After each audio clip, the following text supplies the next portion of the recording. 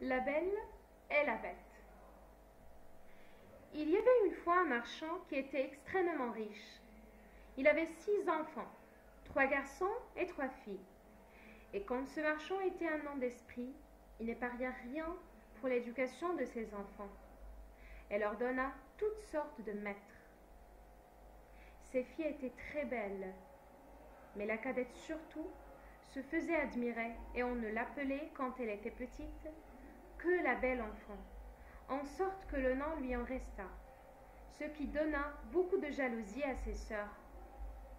Cette cadette, qui était plus belle que ses sœurs, était aussi meilleure qu'elle. Les 2 aînées avaient beaucoup d'orgueil parce qu'elle était riche. Elles faisaient les dames et ne voulaient pas recevoir les visites des autres filles de marchands. Il leur fallait des gens de qualité pour leur compagnie. Elle allait tous les jours au bal, à la comédie, à la promenade, et se moquait de leur cadette, qui employait la plus grande partie de son temps à lire de bons livres. Comme on savait que ces filles étaient fort riches, plusieurs gros marchands les demandèrent en mariage. Mais les 2 aînés répondirent qu'ils ne se marieraient jamais, à moins qu'ils ne trouvassent un duc, ou tout au moins un comte. La Belle, car je vous ai dit que c'était le nom de la plus jeune. La Belle dit: je remercia bien honnêtement ceux qui voulaient l'épouser, mais elle leur dit qu'elle était trop jeune et qu'elle souhaitait de retenir compagnie à son père pendant quelques années. Tout d'un coup, le marchand perdit son bien, et il ne lui resta qu'une petite maison de campagne. Bien loin de la ville, il dit en pleurant à ses enfants qu'il fallait leur demeurer dans cette maison, et qu'en travaillant comme des paysans, elles y pourraient vivre. Ses 2 filles aînées répondirent qu'ils ne voulaient pas quitter la ville, et qu'elle avait plusieurs amants qui seraient trop heureux de les épouser, quoiqu'ils n'eussent plus de fortune. Les bonnes demoiselles se trompaient. Leurs amants ne voulurent plus les regarder quand elles furent pauvres. Quand personne ne les aimait, à cause de leur fierté, on disait: ils ne méritent pas qu'on les plaigne. Nous sommes bien aises de voir leur orgueil abaissé. Quelle est l'affaire, les dames, en gardant les moutons? Mais en même temps, tout le monde disait: pour la Belle, nous sommes bien fâchés de son malheur. C'est une si bonne fille. Elle parlait aux pauvres gens avec tant de bonté. Elle était si douce, si honnête. Il y eut même plusieurs gentilshommes qui voulurent l'épouser, quoiqu'il n'eût pas un seul. Mais elle leur dit qu'il ne pouvait se résoudre à abandonner son pauvre père dans son malheur, et qu'elle le suivrait à la campagne pour le consoler et lui aider à travailler. La pauvre Belle avait été bien affligée d'abord de perdre sa fortune, mais elle s'était dit à elle-même: quand je pleurerai bien fort, cela ne me rendra pas mon bien. Il faut tâcher d'être heureuse sans fortune. Quand ils furent arrivés à leur maison de campagne, le marchand et ses 3 filles s'occupèrent à labourer la terre. La Belle se levait à 4 heures du matin et se dépêchait de nettoyer la maison et d'apprêter à dîner pour la famille. Elle eut d'abord beaucoup de peine, car elle n'était pas accoutumée à travailler comme une servante. Mais au bout de 2 mois, elle devint plus forte, et la fatigue lui donna une santé parfaite. Quand elle avait fait son ouvrage, elle lisait, elle jouait du clavecin, du bien, elle chantait en filant ses 2 sœurs. Au contraire, s'ennuyait à la mort. Elle se levait à 10 heures du matin, se promenait toute la journée et s'amusait à regretter leurs beaux habits et la compagnie. Voyez notre cadette, disait-elle entre elles et à l'impasse. Et c'est stupide qu'elle est contente de sa malheureuse situation. Le bon marchand ne pensait pas comme ses filles. Il savait que la Belle était plus propre que ses sœurs à briller dans la compagnie. Elle admirait la vertu de cette jeune fille et surtout sa patience, car ses sœurs, non contentes de lui laisser faire tout l'ouvrage de la maison, l'insultaient à tout moment. Il y avait un an que cette famille vivait dans la solitude, lorsque le marchand reçut une lettre par laquelle on lui demandait qu'un vaisseau sur lequel il avait des marchandises venait d'arriver heureusement.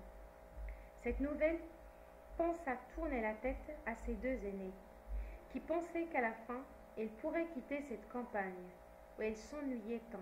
Et quand ils virent leur père prêt à partir, ils le prièrent de leur apporter des robes, des baltines, des coiffures et toutes sortes de bagatelles.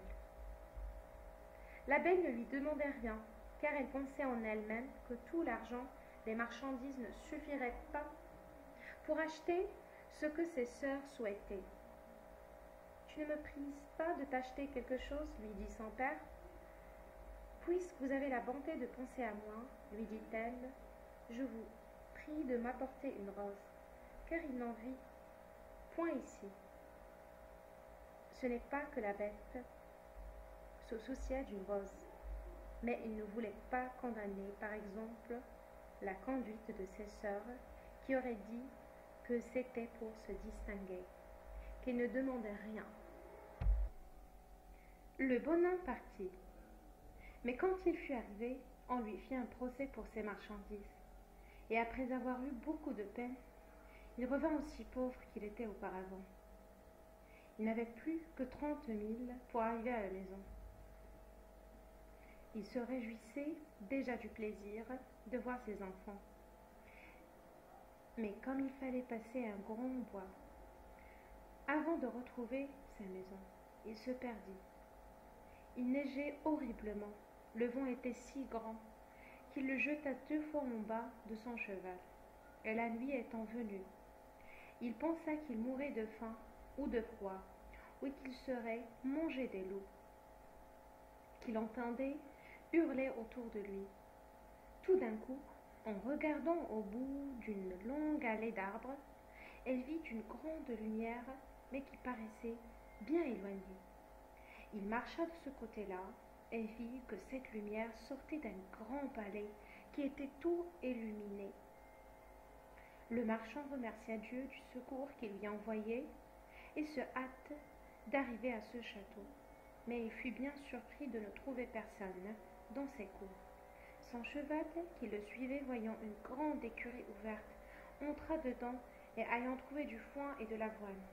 Le pauvre animal, qui mourait de faim, se jeta dessus avec beaucoup d'avidité.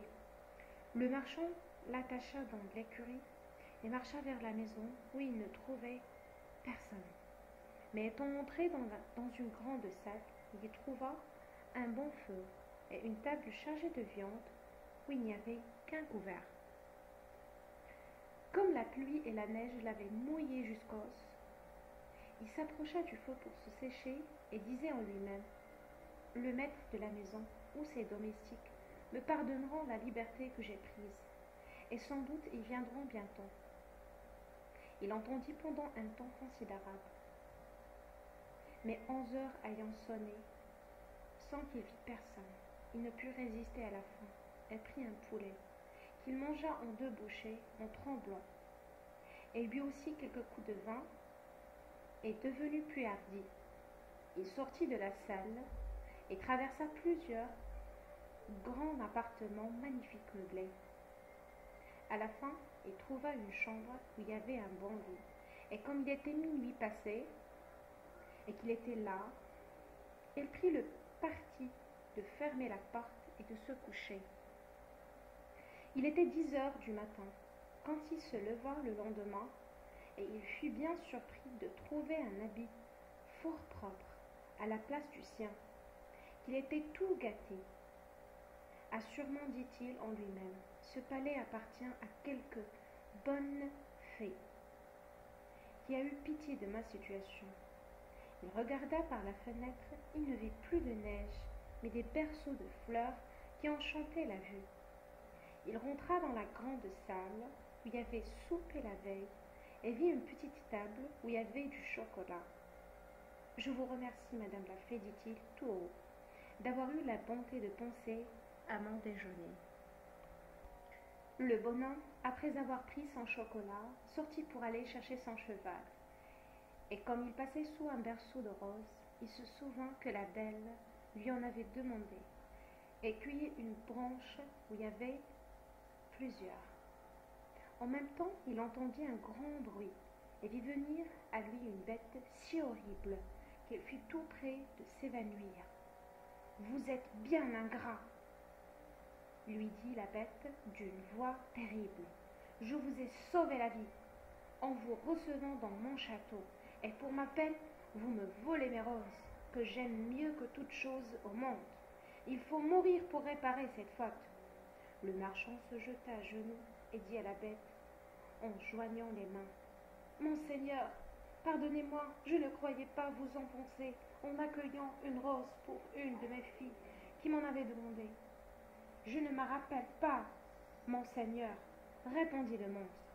Mais la bête, je n'aime pas les compliments. Moi, je veux qu'on dise ce que l'on pense. Ainsi, ne croyez pas me toucher par vos flatteries. Mais vous m'avez dit que vous aviez des filles. Je veux bien vous pardonner à condition qu'une de vos filles vienne volontairement pour mourir à votre place. Ne me raisonnez pas. Partez, et si vos filles refusent de mourir pour vous, jurez de vous reviendrez dans 3 mois. » Le bonhomme n'avait pas de sein de sacrifier une de ses filles à ce vilain monstre. Mais il pensait au moins, j'aurais le plaisir de les embrasser encore une fois, et jura donc de revenir.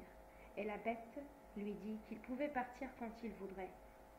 Mais ajouta-t-elle, je ne veux pas que tu t'en ailles les mains vides. Retourne dans la chambre où tu as couché. Tu y trouveras un grand coffre vide. Tu peux y mettre tout ce qui te plaira. Je le ferai porter chez toi. En même temps, la bête se retira, et le bonhomme dit en lui-même, s'il faut que je meure, j'aurai là. Il retourna dans la chambre, il avait couché, et y ayant trouvé une grande quantité de pièces d'or. Il remplit le grand coffre dont la bête lui avait parlé, le ferma et ayant repris son cheval qu'il retrouva dans l'écurie. Il sortit de ce palais avec une tristesse égale à la joie qu'il avait lorsqu'il y était entré. Son cheval prit de lui-même une des routes de la forêt, et en peu d'heures, le bonheur arriva dans sa petite maison. Ses enfants se ressemblèrent autour de lui. Mais au lieu d'être sensible à leurs caresses, le marchand se mit à pleurer en les regardant. Il tenait à la main la branche de rose qu'il apportait à la belle. Il lui donna et lui dit, « La belle, prenez ces roses, ils coûteront bien cher à votre malheur père. » Et tout de suite, il raconta à sa famille sa funeste aventure qui lui était arrivée. À ce récit, ses 2 aînés jetèrent de grands cris et dirent des injures à la belle qui ne pleurait point. « Voyez ce que produit l'orgueil de cette petite créature, disait-elle. Que ne demandait-elle des ajustements comme nous? Mais non, mademoiselle, voulez se distinguer, elle va causer la mort de notre père. Il ne pleure pas. » Cela serait fort inutile, reprit la belle. Pourquoi pleurerais-je la mort de mon père? Il ne périra point. Puisque le monstre veut bien accepter une de ses filles, je veux me livrer à toute sa furie, et je me trouve fort heureuse, puisqu'en mourant, j'aurai la joie de sauver mon père et de lui prouver ma tendresse. Non, ma sœur, lui dirent ses 3 frères, vous ne mourrez pas, nous irons trouver ce monstre, et nous prélierons sous ses coups, et nous pouvons le tuer. Ne l'espérez pas, mes enfants, leur dit le marchand. La puissance de cette bête est si grande qu'il ne me reste aucune espérance de se la faire périr. Je suis charmé du bon cœur de la belle, mais je ne veux pas l'exposer à la mort. Je suis vieux, il ne me reste que peu de temps à vivre. Ainsi je ne perdrai que quelques années de vie. Je ne regrette qu'à cause de vous, mes chers enfants. Je vous assure, mon père, lui dit la belle, que vous n'irez pas à ce palais sans moi. Vous ne pouvez pas m'empêcher de vous suivre. Quoique je sois jeune, je ne suis pas fort attachée à la vie, et j'aime mieux être dévorée par ce monstre que de mourir du chagrin que me donnerait votre perte. On eut beau dire, la belle voulut absolument partir pour le beau palais, et ses sœurs en étaient charmées parce que les vertus de cette cadette leur avaient inspiré beaucoup de jalousie. Le marchand était si occupé de la douleur de perdre de sa fille qu'il ne pensait pas au coffre qu'il avait rempli d'or. Mais aussitôt qu'il se fut enfermé dans sa chambre pour se coucher, il fut bien étonné de le trouver à la ruelle de Sandy. Il résolut de ne point dire à ses enfants qu'il était venu si riche, parce que ses filles auraient voulu retourner à la ville, et qu'il était résolu de mourir dans cette campagne. Mais il confia ce secret à la belle, qui lui apprit qu'il était venu quelques gentilshommes pendant son absence, et qu'il y en avait 2 qui aimaient ses sœurs. Elle pria son père de les marier, car elle était si bonne qu'elle les aimait, et leur pardonnait de tout son cœur le mal qu'ils lui avaient fait. Ces 2 méchantes filles se frottèrent les yeux avec un wagnon pour pleurer lorsque la belle partit avec son père. Mais ses frères pleuraient tout de bon aussi bien que le marchand. Il n'y avait que la belle qui ne pleurait point, parce qu'elle ne voulait pas augmenter leur douleur. Le cheval prit la route du palais et sur le soir, ils l'aperçurent illuminé comme la première fois. Le cheval alla tout seul à l'écurie et le bonhomme entra avec sa fille dans la grande salle où ils trouvèrent une table, magnifiquement servie, avec 2 couverts. Le marchand n'avait pas le corps de manger, mais Belle, s'efforçant de paraître tranquille, se mit à table et le servit, puis il disait en elle-même: la bête veut m'engrasser avant de manger, puisqu'il me fait si bonne chair. Quand ils eurent soupé, ils entendirent un grand bruit, et le marchand dit adieu à sa pauvre fille en pleurant, car il pensait que c'était la bête, et ne put s'empêcher de frémir en voyant cette horrible figure, mais il se rassura de son mieux. Le monstre lui allant demander si c'était de bon cœur qu'elle était venue, et lui dit en tremblant que oui. Vous êtes bien bonne, dit la bête, et je vous suis bien obligée. Bonhomme, partez demain matin, et ne vous avisez jamais de retourner ici. Adieu la belle. Adieu la bête, répondit-elle, et tout de suite le monstre se retira. Ah, ma fille, dit le marchand, en embrassant la belle, je suis à demi-mort de frayeur. Croyez-moi, laissez-moi ici. Non, mon père, lui dit la belle, et permettez, vous partirez demain matin, et vous m'abandonnerez au secours du ciel. Peut-être aura-t-il pitié de moi. Ils furent se coucher et croyaient de ne pas mourir de toute la nuit. Mais à peine furent-ils dans leur lit toute la nuit. Mais à peine furent-ils que leurs yeux se fermèrent.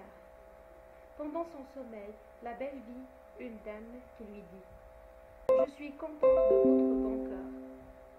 La belle, la bonne action que vous faites en donnant votre vie pour sauver celle de votre père ne demeurera point sans récompense. La belle ne s'enveilla raconta ce songe à son père, et quoiqu'il consola un peu, cela ne l'empêcha pas de jeter de grands cris quand il fallut se séparer de sa chère fille. Lorsqu'il fut parti, la belle s'assit dans la grande salle et se mit à pleurer aussi. Mais comme elle avait beaucoup de courage, il se recommanda à Dieu et résolut de ne se point y chagriner pour le peu de temps qu'elle avait à vivre, car elle croyait fermement que la bête la mangerait le soir. Elle résolut de se promener en attendant de visiter ce beau château. Il ne pouvait s'empêcher d'en admirer la beauté, mais elle fut bien surprise de trouver une porte sur laquelle il y avait écrit « Appartement de la belle ». Elle ouvrit cette porte avec précipitation. Elle fut éblouie de la magnificence qui régnait, mais ce qui frappa le plus sa vue fut une grande bibliothèque, sa calvescence et plusieurs livres de musique. « On ne veut pas que je m'ennuie, dit-elle tout bas. Elle pensa ensuite, si je n'avais qu'un jour de demeurer ici, on ne m'aurait pas fait une telle provision. Cette pensée ranima son courage.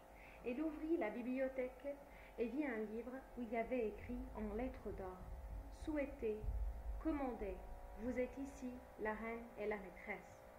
Hélas, dit-elle en soupirant, je ne souhaite rien que de revoir mon pauvre père et de savoir ce qu'il fait à présent. Elle avait dit cela en elle-même. Quelle fut sa surprise, en jetant les yeux sur un grand miroir, d'y voir sa maison, où son père arrivait avec un visage extrêmement triste. Ses œuvres venaient au-devant de lui, et malgré les grimaces qu'il faisait pour paraître affligé, la joie qu'elle avait de la perte de leur sœur paraissait sur leur visage.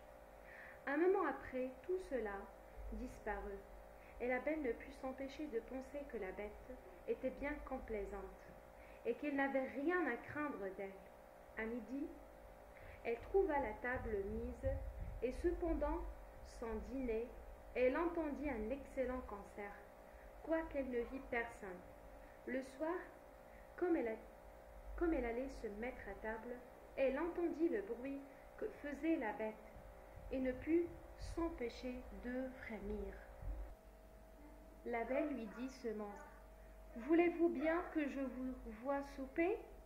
Vous êtes le maître, répondit la belle, en tremblant. Non, répondit la bête, il n'y a ici de maîtresse que vous. Vous n'avez qu'à me dire de m'en aller. Si je vous ennuie, je sortirai tout de suite. Dites-moi, n'est-ce pas que vous me trompez bien laid? Cela est vrai, dit la belle, car je ne sais pas mentir, mais je crois que vous êtes fort bon. Vous avez raison, dit le monstre, mais outre que je suis laid, je n'ai point d'esprit. Je sais bien que je ne suis qu'une bête. On n'est pas bête, reprit la belle, quand on croit n'avoir point d'esprit. Un sot n'a jamais su cela. Mangez donc. La belle lui dit le monstre, et tâchez de ne vous point ennuyer dans votre maison, car tout ceci est à vous, et j'aurais du chagrin si vous n'étiez pas contente. Vous avez bien de la bonté, dit la belle. Je vous avoue que je suis bien contente de votre cœur. Quand j'y pense, avoir ne me paraissait plus si laid.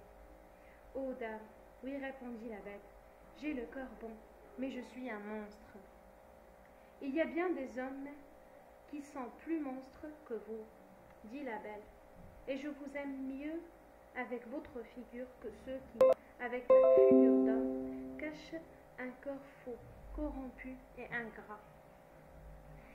Si j'avais de l'esprit, reprit la bête, je vous ferais un grand compliment pour vous remercier, mais je suis un stupide. Et tout ce que je puis vous dire, c'est que je vous suis bien obligée. La bête soupa de son appétit. Elle n'avait presque plus peur du monstre, mais elle manqua mourir de frayeur lorsqu'il lui dit: La belle, voulez-vous être ma femme? Elle fut quelque temps sans répondre. Elle avait peur d'exciter la colère du monstre en le refusant. Elle lui dit pourtant en tremblant: Non, la bête. Dans le moment, ce pauvre monstre voulut soupirer, et il fit un sifflement si épouvantable que tout le palais en retentit. Mais Belle fut bientôt rassurée, car la bête lui ayant dit tristement: Adieu, la belle. Sortit de la chambre en se retournant de temps en temps pour la regarder encore. Belle, se voyant seule, sentit une grande compassion pour cette pauvre bête. Hélas, disait-elle, c'est bien dommage qu'elle soit si laide. Elle est si bonne. Belle passa 3 mois dans ce palais avec assez de tranquillité. Tous les soirs, la bête lui rendait visite, l'entretenait pendant le souper, avec assez de bon sens, mais jamais avec ce qu'on appelle esprit. Dans le monde, l'habitude de le voir l'avait accoutumé à sa laideur, et loin de craindre le moment de sa visite, elle regardait souvent à sa montre pour voir s'il était bientôt 9 heures, car la bête ne manquait jamais de venir à cette heure-là. Il n'y avait qu'une chose qui faisait de la peine à la belle, c'est que le monstre avant de se coucher, lui demandait toujours s'il voulait être sa femme, et paraissait pénétré de douleur lorsqu'il lui disait que non. Et lui dit un jour: Vous me chagrinez, la bête, je voudrais pouvoir vous épouser, mais je suis trop sincère pour vous. Votre ami, tâchez de vous contenter de cela. Il le faut bien, reprit la bête, je me rends justice. Je sais que je suis bien horrible, mais je vous aime beaucoup. Cependant, je suis trop heureux de ce que vous voulez bien rester ici. Promettez-moi que vous ne me quitterez jamais. La belle rougit à ces paroles. Elle avait vu dans son miroir que son père était malade, de chagrin de l'avoir perdu, et souhaitait le revoir. Je pourrais bien vous promettre, dit-elle à la bête, de ne vous jamais quitter tout à fait, mais j'ai tant d'envie de revoir mon père que je mourrai de douleur si vous me refusez ce palais. J'aime mieux mourir moi-même, dit ce monstre, que de vous donner du chagrin. Je vous enverrai chez votre père, vous y resterez, et votre père en mourra de douleur. Non, lui dit la belle, en pleurant, je vous aime trop pour vouloir causer votre mère. Je vous promets de revenir dans 8 jours. Vous m'avez fait voir que mes sœurs sont mariées et que mes frères sont partis pour l'armée. Mon père est tout seul. Souffrez que je reste chez lui 1 semaine. Vous y serez demain au matin, dit la bête, mais souvenez-vous de votre promesse. Vous n'aurez qu'à mettre votre bague sur la table en vous couchant quand vous voudrez revenir. Adieu la belle. La bête soupira selon sa coutume en disant ces mots, et la belle se coucha tout de suite de la voir affligée.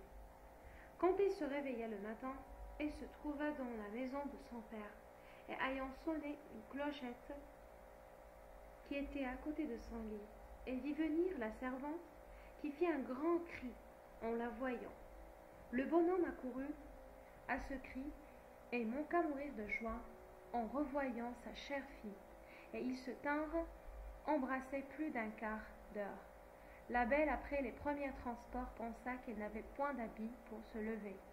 Mais la servante lui dit-elle: Venez de trouver dans la chambre voisine un grand coffre, plein de robes toutes d'or, garnies de diamants. Belle remercia la bonne bête de ses attentions. Elle prit la moins riche de ses robes, et dit à la servante de serrer les autres de ses robes, et dit à la servante de serrer les autres dont elle voulait faire présent à ses sœurs. Mais à peine eut prononcé ces paroles que le coffre disparut.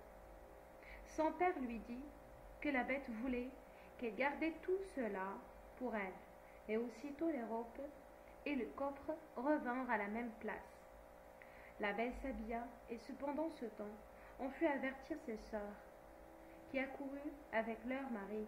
Elles étaient toutes deux fort malheureuses. L'aînée avait épousé un gentilhomme, beau comme l'amour, mais il était si amoureux de sa propre figure qu'il n'était occupé que de cela, depuis le matin jusqu'au soir. Elle méprisait la beauté de sa femme. La seconde avait épousé un homme qui avait beaucoup d'esprit, mais il ne s'en servait que pour faire enrager tout le monde. Et sa femme toute la première, les sœurs de la belle manquèrent mourir de douleur quand elles la virent habillée comme une princesse et plus belle que le jour. Elle eut beau les caresser, rien ne put étouffer leur jalousie, qui augmenta beaucoup quand